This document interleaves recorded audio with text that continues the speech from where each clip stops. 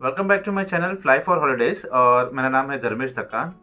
अगर आपने अभी तक मेरे चैनल को सब्सक्राइब नहीं किया है तो मैं रिक्वेस्ट करूँगा आप तुरंत के तुरंत मेरे चैनल को सब्सक्राइब कर लीजिए, क्योंकि काफ़ी सारे इंटरेस्टिंग वीडियोस मैं बनाने वाला हूँ यूएस वीज़ा, यूके वीज़ा। तो तुरंत बेल आइकन पे क्लिक कर दीजिए और चैनल को सब्सक्राइब करना ना भूलिए। आज इस वीडियो में मैं आपसे डिस्कस करने वाला हूँ सिंगापुर वीज़ा फॉर्म कैसे फिलअप करते हैं। तो ज़्यादा टाइम ना लेते हुए मैं आपको मेरे लैपटॉप की तरफ लेके चलता हूँ और सिंगापुर वीज़ा फॉर्म 14A कैसे फिलअप करते वो दिखाता हूँ। तो गाइज मैं आ चुका हूँ लैपटॉप के स्क्रीन में और मैं यहाँ पे form 14A Singapore visa form open कर दिया है। और दो तीन चीज़ों का ध्यान रखना है। ये फॉर्म फिलअप आपको ब्लू या ब्लैक पेन से करना है और पासपोर्ट हैंडी रखना है और कोई भी मिस्टेक नहीं करना है, करेक्शन अलाउड नहीं रहेगा। ठीक है, तो स्टार्ट करते हैं। मैं अपना पर्सनल डिटेल्स फिलअप करूँगा। यहाँ पे आपको डालना है अपना लास्ट नेम डी, मेरा नाम है धक्कान और फर्स्ट नेम है धर्मेश। तो यहाँ पे आ गया मेरा फर्स्ट नेम। और अगर आपका मिडिल नेम है तो एक ब्लॉक छोड़ के आप मिडिल नेम भी यहाँ लिख सकते हैं। फिर आएगा आपका डेट ऑफ बर्थ 24 नवंबर 1987। यहाँ पे आएगा मेल। मैरिटल स्टेटस में आप डाल सकते हो सिंगल, मैरिड। मेरे केस में मैं मैरिड हूँ तो मैं यहाँ पे मैरिड टिक करूँगा। नेशनलिटी ऑफ स्पाउस, यहाँ पे आपको नेशनलिटी ऑफ स्पाउस लिखना है। आप मोस्ट ऑफ द केसेस में तो इंडियन रहेगी नेशनलिटी ऑफ स्पाउस, तो यहाँ पे अदर्स टिक करके इंडियन लिखना है। कंट्री प्लेस ऑफ बर्थ, मेरे केस में इंडिया है। अगर आप ओवरसीज में कहीं आपका प्लेस ऑफ बर्थ है तो आपको वो कंट्री का नाम यहाँ लिखना है। स्टेट प्रोविंस ऑफ बर्थ, मेरा महाराष्ट्र है। आपका जो प्रोविंस ऑफ बर्थ रहेगा वो आपको यहाँ पे लिखना है। रेस में सब लोगों के लिए सेम रहेगा, Indian. Nationality Indian. Type of travel document held, मतलब आप जब भी सिंगापुर ट्रैवल करोगे तो क्या ट्रैवल डॉक्यूमेंट रहेगा, तो आपके पास रहेगा इंटरनेशनल पासपोर्ट, तो यहाँ पे टिक कर देना है। ट्रैवल डॉक्यूमेंट नंबर, आपका पासपोर्ट नंबर। मैं अभी के लिए कुछ भी डमी डिटेल्स डाल रहा हूँ, बट आपको आपका पासपोर्ट नंबर देख के यहाँ पे लिखना है। ट्रैवल डॉक्यूमेंट इशू डेट, तो आपको पासपोर्ट पे देखना आपका पासपोर्ट कभी इशू हुआ है। तो मैं अभी कोई भी इशू डेट डाल रहा हूँ, बट आपको आपका पासपोर्ट देख के यहाँ पे इशू डेट डालना है। पासपोर्ट का जो वैलिडिटी रहता है वो है 10 साल का, तो मैं यहाँ पे डाल दूंगा 23/07/2029। Country place of issue, passport का प्लेस ऑफ इशू कंट्री जो रहेगा वो बाय डिफ़ॉल्ट इंडिया ही रहेगा। यहाँ पे क्लियर लिखा है तो आपको ये पॉइंट इग्नोर करना है। For Chinese nationals only, PRC ID number, तो यहाँ पे आपको ये पॉइंट इग्नोर करना है। तो ये फर्स्ट पेज खत्म हो चुका है, हम लोग आएंगे अभी सेकेंड पेज पे। Address in country, place of origin residence, यहाँ पे कंट्री का नाम इंडिया। डिवीजन स्टेट, आपका जो आप जहाँ रहते हो वो कहाँ कौन से स्टेट में आप रहते हो, तो मेरे केस में महाराष्ट्र आएगा। बट अगर आपका पासपोर्ट प्लेस ऑफ इशू जो स्टेट का है वो यहाँ पे लिखना है बेसिकली, तो आपको पासपोर्ट देख के यहाँ पे स्टेट डालना है। प्रीफेक्चर ऑफ ओरिजिन में वापस इंडिया आएगा। कंट्री डिस्ट्रिक्ट ऑफ ओरिजिन वापस इंडिया आएगा यहाँ पे भी। और एड्रेस, आपके पासपोर्ट पे जो एड्रेस है दिया है वो सेम टू सेम एड्रेस यहाँ पे लिखना है। मैं मेरे ऑफिस का एड्रेस लिख रहा हूँ, बट आपको यहाँ पे रेसिडेंस का एड्रेस लिखना है। G193 ग्राउंड फ्लोर, रघुलीला मॉल, बिहाइंड होइजर डेपो, कांदिवली वेस्ट, मुंबई 400067। अगर स्पेस नहीं मिल रही है तो आप नीचे भी लिख सकते हैं, बट आपको पिन कोड के साथ पूरा एड्रेस लिखना है। एक चीज़ आपको यहाँ पे ध्यान देनी है, अगर आपका पासपोर्ट कोई और स्टेट पे इशू हुआ है और आप कोई और स्टेट से वीज़ा अप्लाई कर रहे हैं तो आपको कुछ रेंटल एग्रीमेंट प्रूफ या वो स्टेट का आपको कुछ तो गवर्नमेंट इशूड प्रूफ देना होगा। मैं लिंक डिस्क्रिप्शन में दे रहा हूँ मेरा सिंगापुर टूरिस्ट वीज़ा का, तो आप वो देख के अकॉर्डिंगली डॉक्यूमेंट्स प्रिपेयर कर सकते हो। ठीक है, यहाँ पे आता हूँ पार्ट 2, ईमेल एड्रेस। आपका पर्सनल ईमेल आईडी आएगा यहाँ पे, मैं यहाँ पे डाल देता हूँ मेरा आईडी। यहाँ पे आपका आएगा contact number, personal contact number. Occupation में आप लिख सकते हो, अगर आप सैलराइड हो तो सैलराइड लिख सकते हो, सेल्फ एम्प्लॉयड हो तो यहाँ पे सेल्फ एम्प्लॉयड लिख सकते हो। मेरे केस में सेल्फ एम्प्लॉयड आएगा। फिर हाईएस्ट एकेडमिक क्वालिफिकेशन, तो यहाँ पे अगर आप बीकॉम वगैरह ग्रेजुएट हो तो यूनिवर्सिटी टिक कर सकते हो, और एमबीए वगैरह हो तो पोस्ट ग्रेजुएट भी टिक कर सकते हो।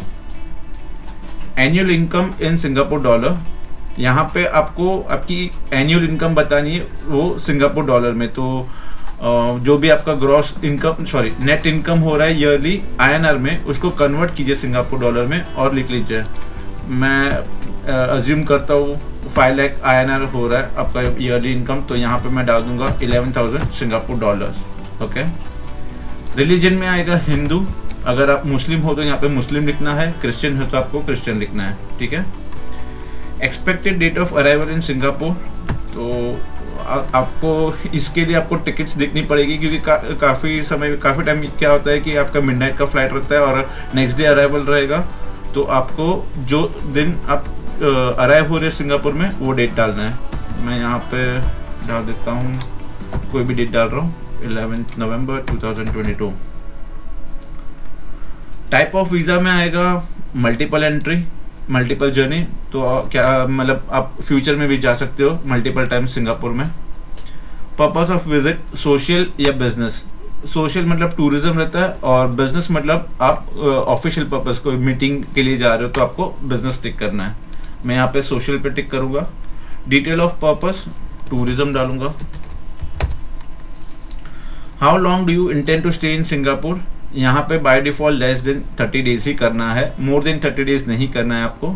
ठीक है, if your intent stay in Singapore is more than 30 days, please state the reason for your intended stay of stay and the duration, यहाँ पे NA लिख देना है। ठीक है, ये सेकेंड पेज कंप्लीट हो चुका है। मैं आ जाता हूँ थर्ड पेज पे। Address in Singapore, where will you be staying in Singapore, तो यहाँ पे रिलेटिव्स है, फ्रेंड्स है, होटल है। अगर आपके पास यहाँ पे अगर आपका इनविटेशन है सिंगापुर में, आपके कोई रिलेटिव रहते हैं या कोई फ्रेंड रहते हैं तो आप उनके एड्रेस लिख सकते हो। बट अगर आपका कोई भी रिलेटिव फ्रेंड्स नहीं रहते सिंगापुर में, तो यहाँ पे सिंपली होटल पे टिक करके होटल डिटेल्स डालनी है। आपको होटल वाउचर देखना होगा इसके लिए। मैं अभी के लिए कोई भी डमी डिटेल्स डाल रहा हूँ यहाँ पे।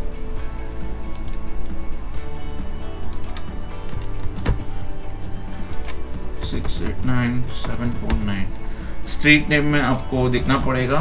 मैं अभी के लिए कुछ भी डाल रहा हूँ डिटेल्स यहाँ पे होटल का कॉन्टेक्ट नंबर।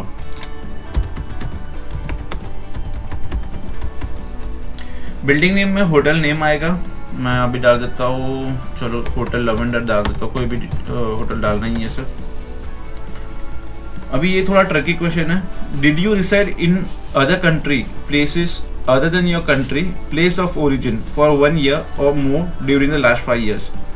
इसका मतलब होता है कि पास्ट 5 years में अगर आप कोई कंट्री में रह चुके हो 1 साल से ज़्यादा, तो उसकी डिटेल्स आपको यहाँ देनी है। मतलब मैं एक आपको सिचुएशन देता हूँ। अगर आप UAE में जॉब कर रहे हो या कर चुके हो पास्ट में, और आपका स्टे पीरियड UAE में 1 साल से ज़्यादा है, मोस्टली मतलब ये कभी रहता है जिनके पास रेसिडेंटशिप रहती है दूसरी कंट्री की, तो उनका कैसा रहता है 1 साल से ज़्यादा, 2 साल से ज़्यादा, मतलब 5 साल भी रहते हैं, बट वो रहते हैं इंडियन पासपोर्ट ही। तो उनको यहाँ पे सिर्फ वही केस में यहाँ पे येस टिक करना है। कंट्री प्लेस में मैं डाल दूंगा यूनाइटेड अरब एमिरेट्स। एड्रेस जहाँ पे आप रहते थे उनका एड्रेस डालना है। मैं अभी के लिए कोई भी डिटेल्स डाल रहा हूँ, ठीक है। फिर वो बता रहा है, यहाँ पे पूछ रहा है पीरियड ऑफ स्टे, मतलब आपने वो कंट्री कभी आप गए थे, एंट्री डेट क्या है, तो मैं डाल दूंगा 10th of October 2022, 2020 डालता हूँ। और यहाँ पे डालूंगा मैं 5 मई 2022 डाल दूंगा। अभी ये हो गया 1 साल से ज़्यादा। 1 साल से ज़्यादा हुआ फॉरेन कंट्री में स्टे तो ही यहाँ पे डिटेल्स देना है, ठीक है। Details of travel companion only for applicant who is 12 years old और लेस, मतलब अगर आपके साथ बच्चे लोग ट्रैवल कर रहे हैं बिलो 12 years तो उनके फॉर्म में ये डिटेल्स आपको फिलअप करनी रहेगी। Relationship of travel companion to applicant, तो अगर मैं अपने अगर बच्चा अपने फादर के साथ ट्रैवल कर रहा है तो यहाँ पे फादर आएगा। नेम मैं सिर्फ अपना नाम डाल दे रहा हूँ अभी के लिए, बट आपका बच्चे को अपने फादर का नाम डालना रहेगा यहाँ पे। डेट ऑफ बर्थ आएगा 24 नवंबर, ये सारी फादर्स की डिटेल आएगी, ओके। मेल, नेशनलिटी में आएगा इंडियन, ट्रैवल डॉक्यूमेंट मतलब पासपोर्ट नंबर। तो 3rd पेज भी कंप्लीट हो चुका है यहाँ पे। अभी मैं जाऊँगा 4th पेज पे।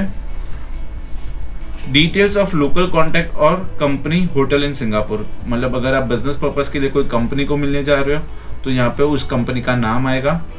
एल्स अगर आपका कोई रिलेटिव है तो उनका नाम आएगा। thirdly वापस होटल का नाम, तो मैं वापस से यहाँ पे होटल के डिटेल्स डाल देता हूँ। क्या नाम था, okay, V Lavender, okay. Relationship of local contact, अगर आपके कोई रिलेटिव है, mother, father, children, son, daughter जो सिंगापुर में रहते हैं तो उनका रिलेशन आपको यहाँ पे डालना है। अदरवाइज मेरा यहाँ पे मेरे केस में होटल डाल देता हूँ। उनका लोकल कॉन्टैक्ट नंबर वापस डालना है यहाँ पे, और उनका ईमेल आईडी, यहाँ पे मैं होटल का ईमेल आईडी डाल दूंगा।